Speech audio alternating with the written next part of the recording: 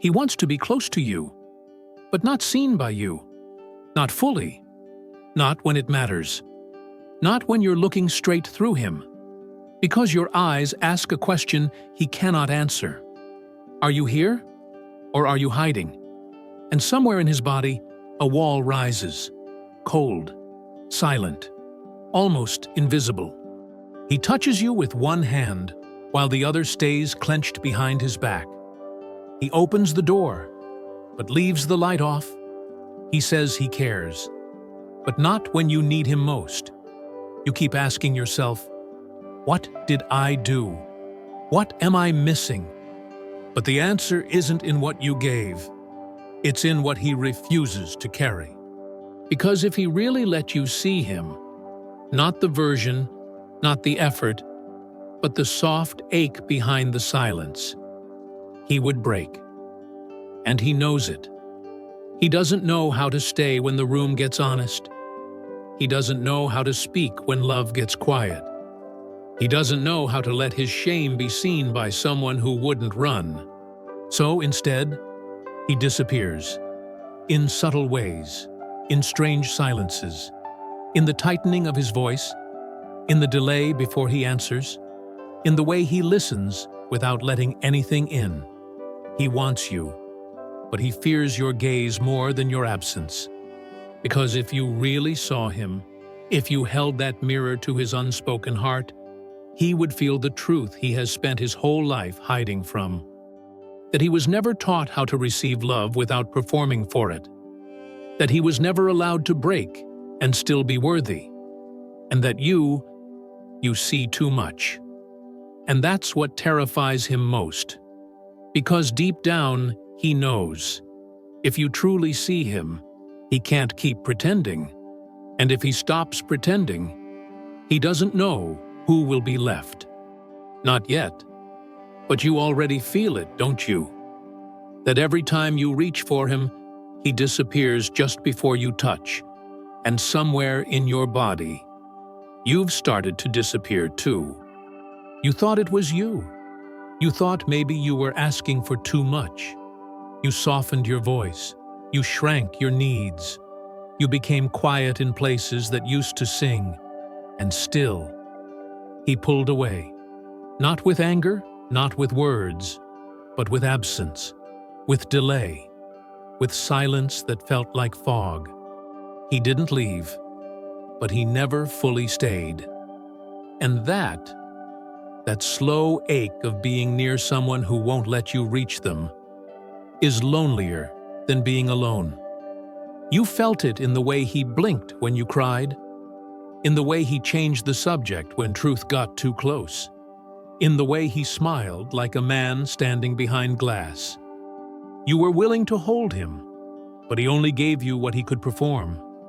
Moments, gestures, glimpses. Never the whole truth. Never the fragile part. Never the boy behind the armor. And the worst part? He does feel something. You've seen it in the seconds when he forgets to guard himself.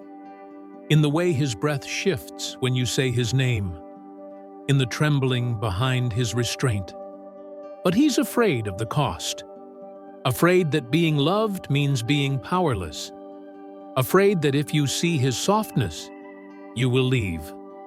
Or worse, that you will stay, and he won't know how to hold you back. So he hides. And you? You keep loving a ghost who isn't dead, only afraid. And no one sees your ache, because you're the strong one, the understanding one, the one who knows better. But knowing doesn't stop the ache, and understanding doesn't warm an empty bed. What do you do with love that never lets itself be touched? What do you do when being the safe place starts to feel like a prison? There is a room inside him that no one has ever touched. Not his lovers, not his family, not even himself. It is quiet there, and cold, and filled with things he refuses to name. Shame lives there. Not the loud kind, but the quiet kind that curls in the corners. The kind that whispers, if they knew this part of you, they'd leave too. You tried to knock, softly at first, then with love, then with need. But the door never opened, not fully, not when it mattered, because he thinks love is earned by pretending that room doesn't exist. He believes that if he lets you in, you will see the part of him that cries like a child and never stopped, the part that never felt chosen, the part that begged for warmth and learned to live without it. So instead of letting you in, he offers you what he thinks you want: aversion, a pose, a man who listens but never reveals, who touches but never surrenders, who stays but never lets go. He wants love, but only if it doesn't ask him to change. He wants closeness, but only if you don't get too close. Because if you see him there, in that room, he fears you will confirm his oldest belief, that if he's fully known, he'll be fully abandoned. So he hides and calls it strength. He disappears and calls it control. But you feel it. Every time he smiles without softness, every time he turns his face just slightly away, every time he reaches for you with hands that won't unclench. You're not imagining it. There is a room he never enters, and you are standing at the threshold, holding a key he won't let you use. He says he wants love, but when you offer it, he flinches. Not visibly, not in ways the world would call cruel, but in small, precise evasions. A glance that won't land, a kiss that ends too soon, a story half told, then swallowed.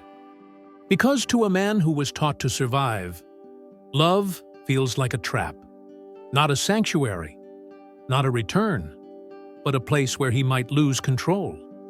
And for him, control is safety. It's the armor that kept his heart from bleeding out. So when you give him softness, he feels exposed. When you tell him the truth, he hears demand. When you say, "I'm here," he waits for the blow. He's not reacting to you. He's reacting to memory, to the moment he first learned that to be vulnerable was to be humiliated, to the way someone once looked at him and didn't stay. And now, every time you look at him with love, that memory wakes. You see a man you want to hold. He feels a mirror he cannot survive. So he retreats into distraction, into distance, into anything that numbs the ache of almost being seen. And you start to question your own warmth. You start to withhold what once came freely, not because you stopped loving, but because being met with silence begins to feel like punishment. You were not too much. Your tenderness was never the threat. But to him, being loved without performing is the most dangerous thing he knows. Because if you love him there, in the raw, in the real, then everything he built to survive becomes unnecessary. And that feels like death. There is a moment. It doesn't come with thunder. It doesn't scream. It arrives like a whisper in your ribs, a stillness, a knowing. You stop reaching, not out of anger, not out of pride, but because something in you finally believes him. Not his words, those were always soft, but his absence, his distance, the way he left you holding all the weight of love, alone. You waited for the turn, for the breath where he would open, for the silence to become a doorway instead of a wall. You gave him patience like prayer, offered your presence like medicine, lowered your voice, softened your edges, made yourself smaller, quieter, safer. But nothing opened. Not really. Only fragments. Only performances. Only enough to keep you hoping. And now, You feel it. The hollow in your chest where longing used to live. The ache that used to burn now only echoes. Because you've touched the bottom of this well. You've looked for water and found only your own reflection. Tired, faithful, and unseen. This is the moment no one talks about. The moment the woman who always stayed stops trying. Not out of hate, but because her soul has closed a door she cannot reopen. You still love him, but your body has taken back the key. And even if he came running now, he wouldn't know how to enter the place that used to wait for him. Because when the reaching stops, something sacred returns to you. It wasn't confusion. It wasn't fear. It wasn't not knowing what to say. It was a choice. Every time he turned away. Every time he didn't answer. Every time he looked at your pain and blinked instead of staying. You told yourself he didn't mean it. That he was trying. That he didn't know better. But your body knew. It always does. Because silence has texture. It leaves marks. You felt it in your stomach, in your chest, in that strange shame that bloomed when you spoke your truth, and he disappeared. He heard you. He just didn't want to be responsible for what came next. He knew stepping closer meant being changed, and he wasn't ready to become someone new, not even for love. So he left you inside the fire you lit together, letting you burn alone, letting you carry both your ache and his. Not because you were wrong, but because your truth demanded presence, and he wasn't ready to be real. And you kept rewriting the story so he didn't look like the villain. You kept folding yourself into shapes that hurt, just to keep the peace. But now you see it, don't you? That silence is an answer. That withholding is a decision. That love without courage is not love at all. And no matter how much you gave, no matter how patient, how soft, how generous, you could never do the work his soul refused to claim. Because in the end, he didn't leave you by accident. He left you through silence, through absence, through the small, sharp moments where presence was needed most. And now, you see it clearly. You weren't abandoned. You were sacrificed to protect the story he was not ready to rewrite. You saw him before he saw himself.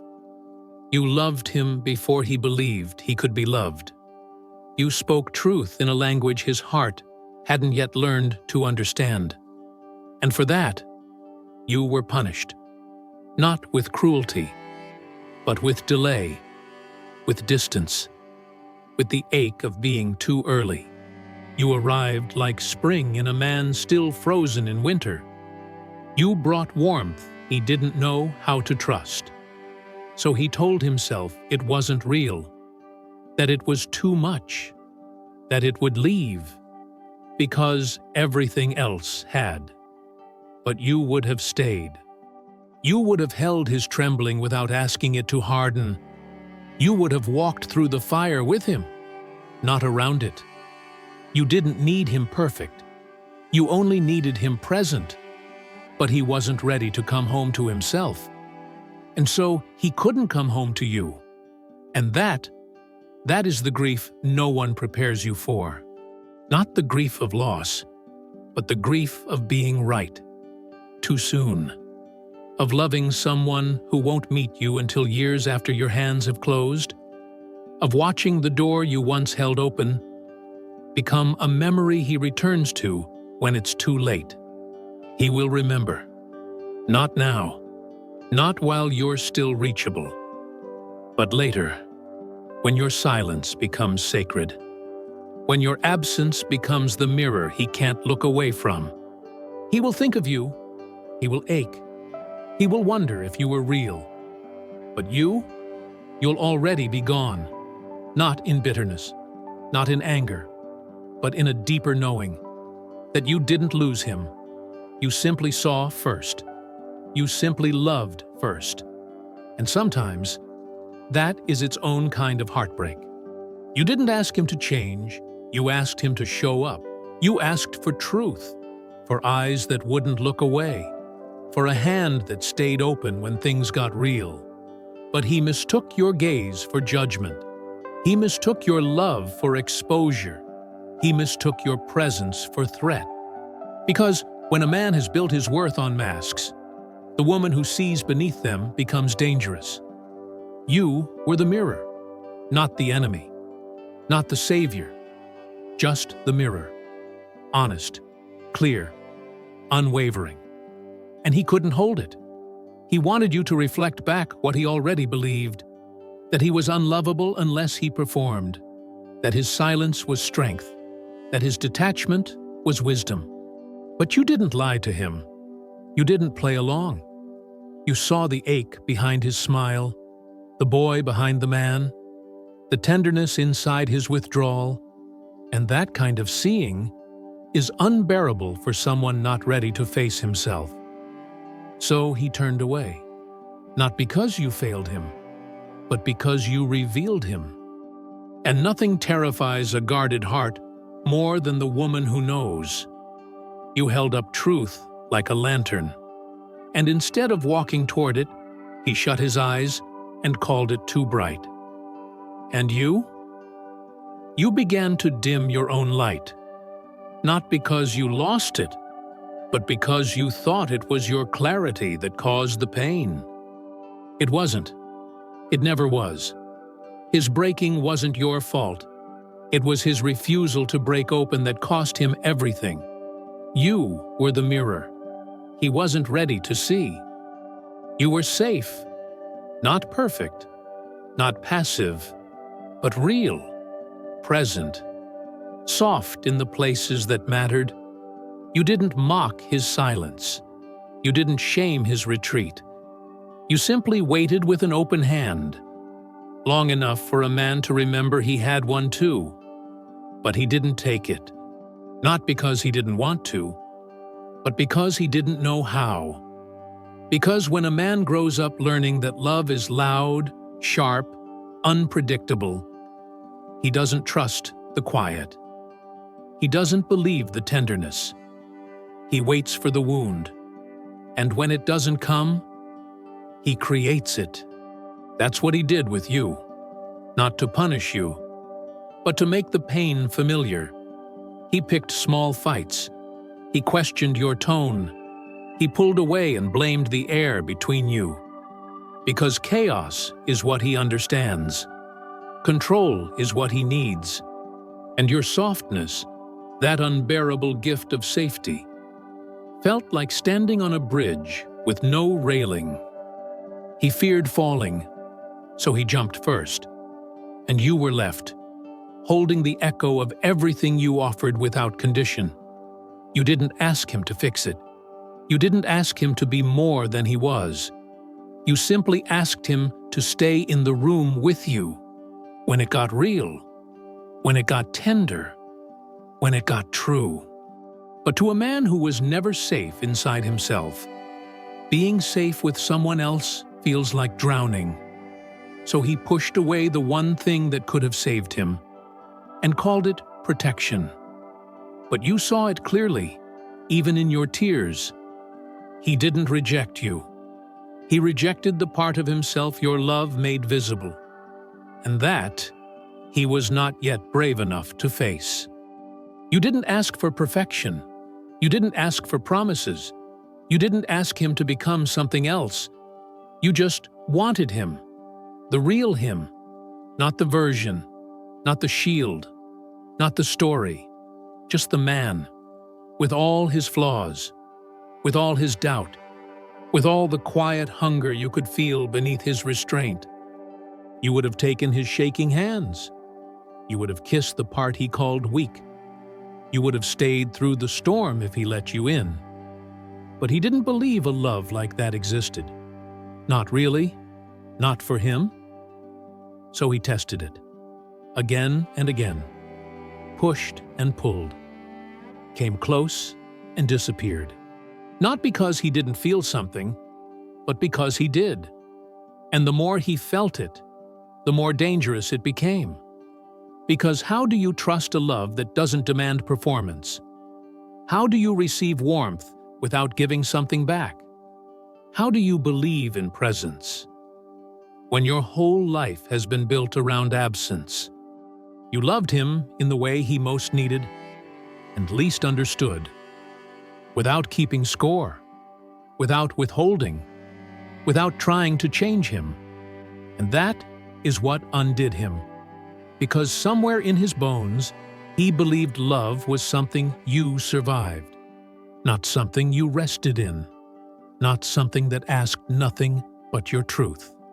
So when you offered your heart without a contract, he didn't know where to put it, so he dropped it. Gently, quietly, tragically, as if it had never been real. But it was, and part of him will always know. He was loved in a way he may never feel again. You held the door, longer than you should have, longer than your spirit could carry without splintering. You told yourself, maybe he just needs time, maybe he's afraid, maybe love takes longer to land in a heart that's been quiet too long. But one morning, without warning, the truth settles in your chest like stone. He's not coming, not in the way that matters, not with both feet, not with his hands open, not with the fire you waited for. And the grief isn't loud. It doesn't scream. It whispers. It whispers as you fold your clothes, as you cancel the date you kept just in case, as you stop checking your phone without knowing when you started. This is the grief of loving someone who never fully arrived, of waiting beside a door that opens just enough to keep you hoping, but never enough to let you in. And you start to see it clearly. He didn't leave because you weren't enough. He left because you saw too much. Because once you became real, he had to become real too. And he wasn't ready. So he stayed close enough to feel you, but far enough to never be changed by you. And you stayed soft longer than was safe. You stayed loyal to a future that only existed in your heart. You stayed until staying became a slow kind of self-abandonment. Now, you are standing in the quiet aftermath. No anger, no begging, only breath, only truth. He's not coming back. Not because he didn't love you, but because he didn't yet love himself enough to be fully held. At first, the silence felt like absence, like something was missing, like the echo of him still haunted the corners of your breath. You reached for noise, for memory, for anything that would keep the quiet from swallowing you whole. But now, the silence has changed. It no longer begs. It no longer aches. It listens. Because somewhere between the goodbye he never said and the closure he could never give, you stopped waiting for him to return what he never claimed. And in that space, something holy began to rise. Not peace, not yet, but a different kind of knowing. The kind that doesn't need proof. The kind that sits in your belly and nods without words. You feel it when you wake and don't reach for him in thought. You feel it when your body no longer tenses at his name. You feel it when the mirror reflects someone who stayed with herself. There was a storm between you, not of shouting, not of fire, but of truths withheld and tenderness refused. And now that it's over, you are left with this quiet, not empty, sacred, because the silence he gave you in fear has become the silence you now carry in strength. He ran from stillness. You made a home in it. He feared being seen. You stood in full view, even as the door closed. And now, this silence, it is not about him. It is yours, and it is not lonely. It is clean. He will not understand it now. Not while the world still claps for his distance. Not while his life rewards the mask he chose over truth. But one day, he will feel the absence of something he cannot name. Not a woman, not a relationship, but a silence that once made space for his becoming. He will sit across from someone who asks nothing of him and feel nothing rise. He will touch skin without memory. He will laugh, but not all the way down. And it will haunt him, the way you listened, the way you knew, the way you stayed soft even as you shattered. Because you weren't just a woman who loved him. You were the place his soul could have come undone and been made whole again. But he chose the story. He chose the armor. He chose the version of himself that could never be wrong and never be held. And now he will live a life that is full and strangely hollow. He will feel success that tastes like ash. He will receive admiration that never touches the part of him you kissed with your seeing. And in quiet moments, when he thinks no one is watching, he will remember, not your face, not your body, but the feeling of being known and loved anyway. That is what he lost. Not a future, not a fantasy, but a chance to finally be real. And though he may never say it, though his pride may dress it in silence, his heart will speak it every time it beats without fullness. She was the door I didn't walk through. You were never asking to be worshipped. You were asking to be met, not with perfection, but with presence, not with performance, but with truth. And now, as the story settles into your bones, as the echoes grow quiet, you see it for what it was. You were not too much. You were just a head, a door, open, unshaking, lit from within. You didn't lose him. He lost the path that only opens through surrender. He lost the chance to stand naked in the light and still be chosen. But you gained something holier.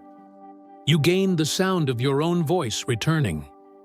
You gained the feeling of not chasing what already belongs. You gained the sacred silence that follows a woman who no longer begs to be understood. You were the mirror. You were the sanctuary.